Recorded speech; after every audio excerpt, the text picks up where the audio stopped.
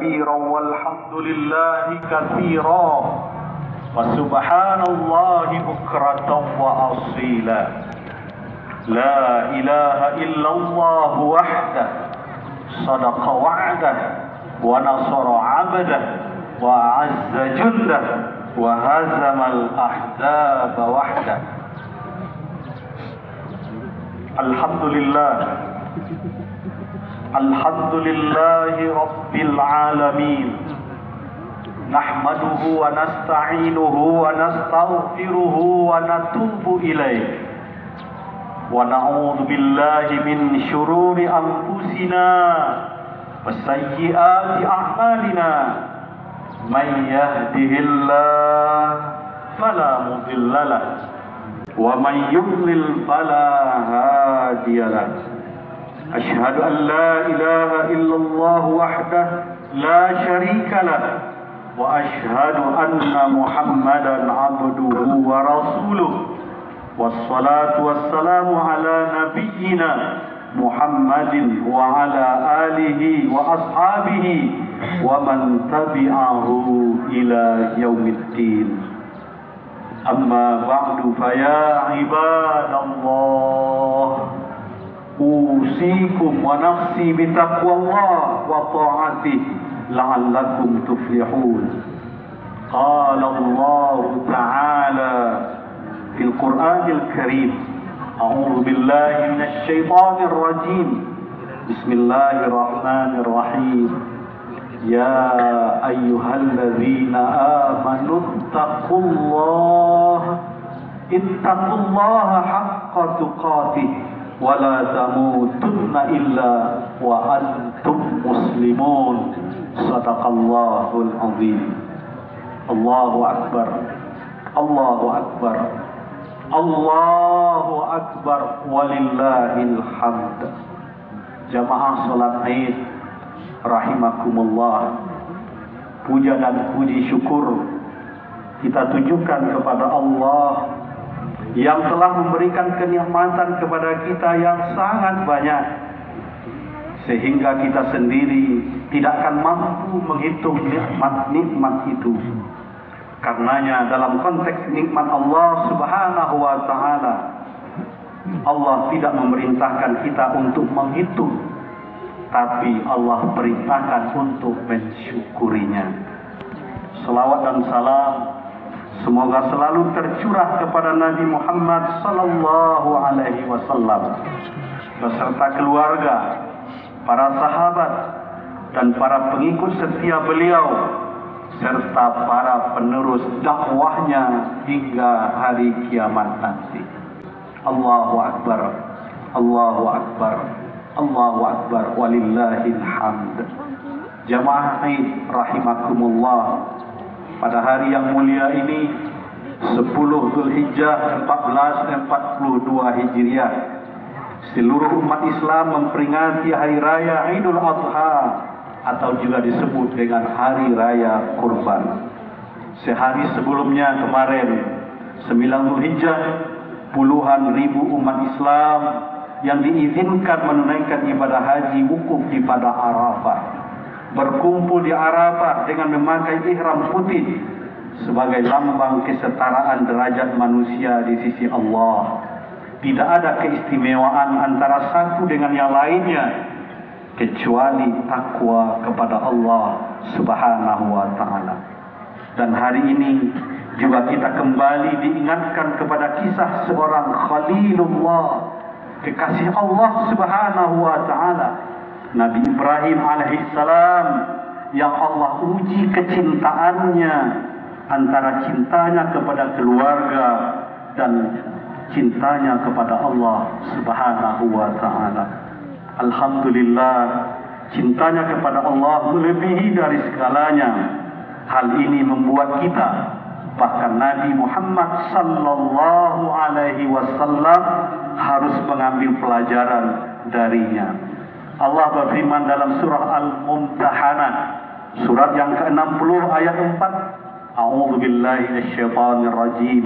Qad kanat lakum uswatun hasanah fi Ibrahim walladzina ma'ah Sesungguhnya telah ada contoh teladan yang baik bagi kalian pada diri Nabi Ibrahim dan orang-orang yang bersama dengan dia. Allahu Akbar, Allahu Akbar, Allahu Akbar, walillahil hamd. Jamaah Aid rahimakumullah, begitu banyak pelajaran yang terdapat dari kisah Nabi Ibrahim alaihissalam dan keluarganya.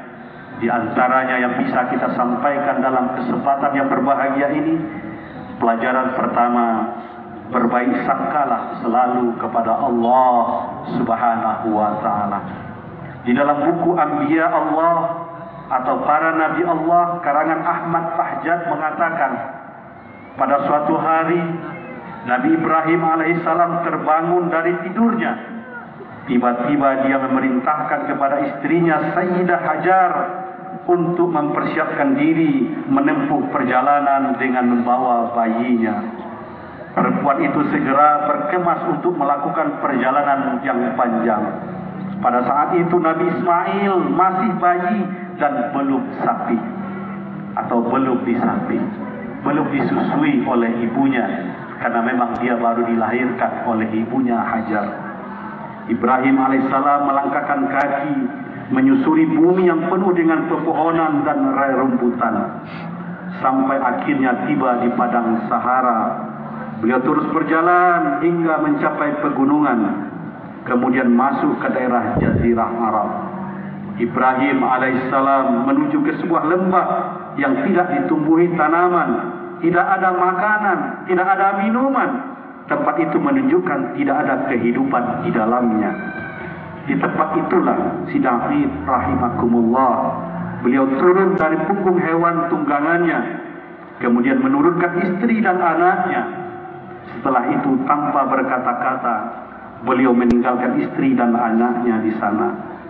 Mereka berdua hanya dibekali sekantung makanan dan sedikit air seadanya. Setelah melihat kanan dan kiri, beliau melangkah meninggalkan tempat itu. Tentu Sayyidah Hajar atau Siti Hajar terperangah diperlakukan demikian. Dia membututi suaminya sambil bertanya, "Ya Ibrahim, ila aina tadhhab?" Wahai Ibrahim, hendak pergi kemanakah engkau? Apakah engkau akan meninggalkan kami di lembah yang tidak ada sesuatu apapun ini? Ibrahim alaihissalam tidak menjawab pertanyaan istrinya. Beliau terus berjalan. Sayyidah Hajar kembali mengulangi pertanyaannya, tetapi Ibrahim alaihissalam tetap tidak memberikan jawaban. Akhirnya Sayyidah Hajar paham bahwa suaminya pergi bukan karena kemauannya. Dia mengerti bahwa Allah memerintahkan suaminya untuk pergi. Maka kemudian Sayyidah Hajar bertanya, Allahu amaraka bihadza? Apakah Allah yang memerintahkan kamu untuk pergi meninggalkan kami? Ibrahim alaihissalam menjawab, benar wahai istriku.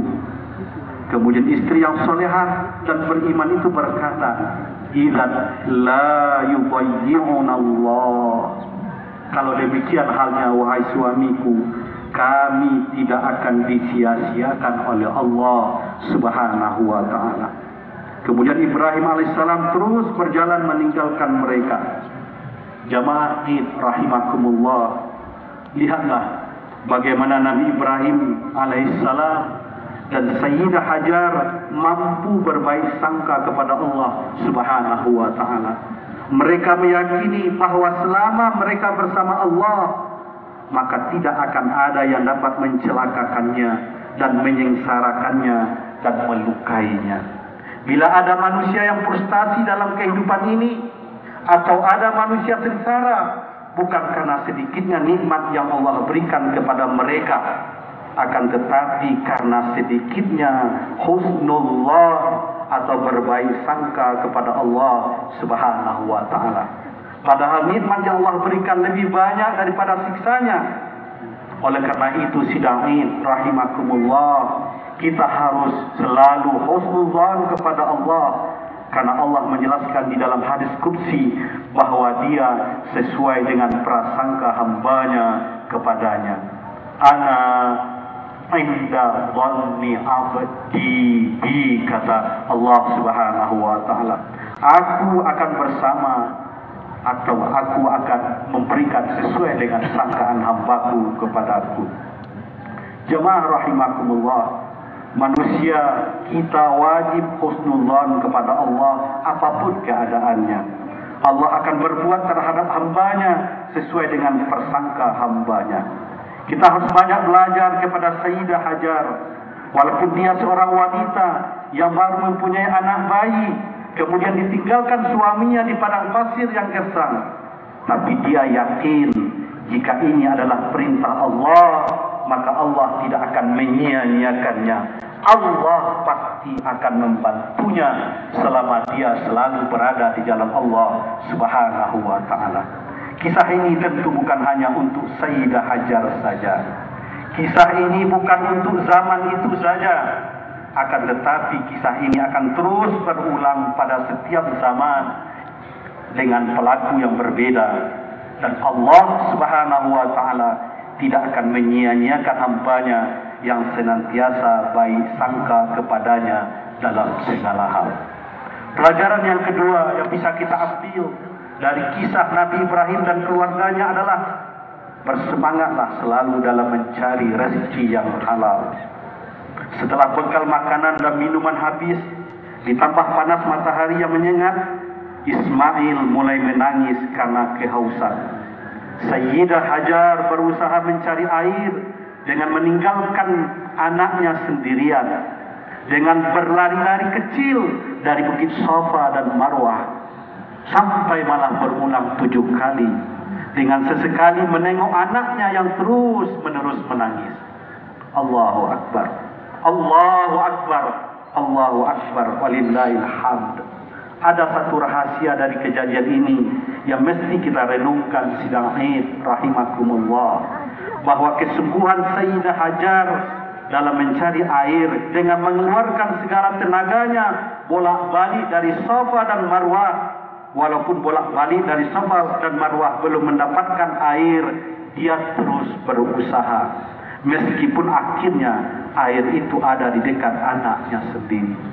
Ini memberikan pelajaran kepada kita untuk bersungguh-sungguh dalam menjemput rezeki dengan mengeluarkan segala kemampuan yang kita miliki, karena kita diperintahkan bukan cuma untuk melihat hasil, tapi juga usaha dan tenaga yang kita keluarkan. Rasulullah Sallallahu Alaihi Wasallam sangat mencintai orang-orang yang bekerja keras. Diriwayatkan bahwa suatu ketika Rasulullah Sallallahu Alaihi Wasallam berjumpa dengan Sa'ad bin Mu'adz al-Ansari. Ketika itu Rasulullah Sallallahu Alaihi Wasallam melihat tangan Sa'ad yang melepuh, kulitnya gosong kehitaman seperti lama terpanggang matahari. Rasulullah Sallallahu Alaihi Wasallam bertanya, "Kenapa tanganmu, wahai Sa'ad?" Sa'ad menjawab, "Wahai Rasulullah, tanganku ini karena aku mengolah tanah dengan cangkul itu untuk mencari nafkah keluarga yang menjadi tanggunganku." Seketika itu Rasulullah Sallallahu Alaihi Wasallam mengambil tangan Sa'ad dan menciumnya seraya berkata, "Inilah tangan yang tidak pernah tersentuh api neraka." Hikmah dari kisah ini, sidang jamaah rahimakumullah, adalah terdapat tanggung jawab seorang Sa'ad bin Mu'adz al-Ansari dalam menafkahi anak dan istrinya melalui rezeki yang halal. Tangan yang semata-mata berada di jalan Allah Subhanahu wa taala dengan penuh keikhlasan dalam menjalankan amanah. Sesungguhnya Allah mencintai seorang mukmin yang giat bekerja. Rasulullah SAW bersabda, "Tidaklah sekali-kali seseorang itu makan makanan lebih baik daripada apa yang dimakannya dari hasil jerih payahnya sendiri." Dan Nabi Daud alaihissalam itu makan dari hasil jerih payahnya sendiri. Bahkan Allah Subhanahu wa taala mengingatkan kita, "Fa idza qudiyatis shalah fantashiru fil ardh wabtaghu min fadlillah wadhkurullaha katsiran la'allakum tuflihun. Maka apabila telah selesai salat, maka bertebaranlah kalian di muka bumi Allah, dan carilah oleh kalian sebahagian dari karunia Allah, dan banyaklah zikir kepada Allah agar kalian meraih keberuntungan. Ayat ini sidang jamaah rahimakumullah memotivasi kita untuk bekerja keras setelah melaksanakan sholat, karena dengan bekerja kita akan mendapatkan rezeki yang halal insyaallah. Allahu Akbar, Allahu Akbar, Allahu Akbar, walillahil hamd. Jamaah rahimakumullah, berhati-hatilah kita terhadap barang haram yang masuk ke dalam tubuh kita, karena tidaklah tubuh yang di dalamnya ada barang haram kecuali neraka adalah lebih berhak untuk menjadi tempat kembalinya. Rasulullah SAW pernah berkata kepada Sa'ad bin Abi Waqqas, wahai Sa'ad, atib mat'amaka takun mustajabat dakwah. Baguskan setiap apa yang kamu makan, pasti setiap kali kamu berdoa, doamu dijawab oleh Allah. Demi yang jiwa Muhammad berada di dalam genggaman Allah, kata Rasulullah, sesungguhnya seorang hamba memasukkan sesuap makanan yang haram ke dalam perutnya, maka tidak akan diterima amal kebaikannya selama 40 hari. Siapapun yang dagingnya tumbuh dari yang haram, maka api neraka yang lebih layak membakarnya. Jamaah rahimakumullah, betapa pentingnya kita memperhatikan makanan yang halal. Allah panggil manusia, Allah panggil orang-orang beriman, bahkan Allah panggil para rasulnya agar mereka di dalam hidup memakan yang halal. Ya ayuhan nas, kulu mimma fil ardi halalan thayyiba. Wahai sekalian manusia, makanlah oleh kalian dari apa yang ada di bumi ini yang halal lagi baik. Ya ayyuhalladzina amanu kulu min thayyibat ma razaqnakum. Wahai orang-orang yang beriman, makanlah oleh kalian dari yang baik-baik, yakni halal, dari rezeki yang kami berikan kepada kalian. Ya ayyuhar rusul kulu minat thayyibat wa'malu salihah. Wahai para rasul, kata Allah, makanlah oleh kalian dari yang baik-baik, yakni halal, baru kalian beramal soleh. Jamaah rahimakumullah, pelajaran yang ketiga dari Nabi Ibrahim dan keluarganya adalah berkorbanlah kita selalu dalam hidup ini sampai akhir hayat kita untuk Allah Subhanahu wa ta'ala. Ketika Ismail bertambah besar, hati Ibrahim alaihissalam semakin tertambat kuat kepada putranya. Tidak mengherankan karena Ismail hadir di kala Nabi Ibrahim alaihissalam sudah tua. Bahkan ada riwayat yang mengatakan memasuki umur hampir 100 tahun. Itulah sebabnya beliau sangat mencintainya. Namun Allah hendak menguji kecintaan Nabi Ibrahim alaihissalam dengan ujian yang besar disebabkan cintanya itu. Apa kata Allah di dalam surah As-Saffat ayat 102? Falamma balagha ma'ahu sa'ya qala ya bunayya inni ara fil manam anni azbahuka fanzur madza tara. Maka tatkala Ismail sudah beranjak remaja, lalu Nabi Ibrahim berkata kepada anaknya, wahai anakku sayang, sesungguhnya aku melihat di dalam mimpi, aku diperintahkan oleh Allah untuk menyembelihmu. Bagaimana menurut pendapatmu? Qala ya abati fa'al ma tu'mar satajiduni insyaallahu minas sabirin. Lalu sang anak Ismail alaihissalam menjawab, wahai ayahku sayang, perbuatlah oleh engkau apa yang diperintahkan oleh Allah kepada engkau. Insya Allah anakmu ini akan engkau dapati dalam keadaan sabar dan pasrah. Jamaah rahimakumullah, renungkanlah bentuk ujian yang Allah berikan kepada Nabi Ibrahim alaihissalam. Bagaimana perasaan Ibrahim alaihissalam pada saat itu? Kalau ada yang mengatakan memang luar biasa, memang luar biasa yang dirasakan oleh Nabi Ibrahim, yang mungkin tidak bisa diungkapkan dengan kata-kata. Namun Ibrahim alaihissalam mengambil jalan yang paling baik, yaitu berkata yang jujur dan lemah lembut kepada putranya ketimbang menyembelihnya secara paksa. Meskipun Ibrahim bisa melakukan itu, tapi dia tidak memaksa anaknya, melainkan bertanya, "Fandur mada taro?" Bagaimana menurutmu wahai anakku sayang? Di sisi lain, lihatlah kepasrahan dan pengorbanan Nabi Ismail. Betapa beliau sangat siap untuk menerima perintah Allah Subhanahu wa taala. Allahu akbar, Allahu akbar, walillahil hamd. Jamaah rahimakumullah, sadarkah kita bahwa saat ini kita sedang diajari oleh seorang anak dan ayahnya tentang makna pengorbanan kepada Allah dalam segala hal dalam kehidupan ini. Kata kurban dalam bahasa Arab berarti mendekatkan diri, maka diistilahkan dengan udhiyah atau an-nahr, sebagaimana yang dimaksud dalam surah Al-Kautsar, fasalli li rabbika wanhar. Maka salatlah kalian karena Rabb kalian, dan berkorbanlah juga karena Allah Subhanahu wa taala. Akan tetapi pengertian korban bukan sekedar menyembelih binatang korban lalu dagingnya kemudian diserahkan kepada fakir miskin. Namun tentu banyak pelajaran yang harus kita ambil dari pengorbanan keluarga Nabi Ibrahim alaihissalam itu.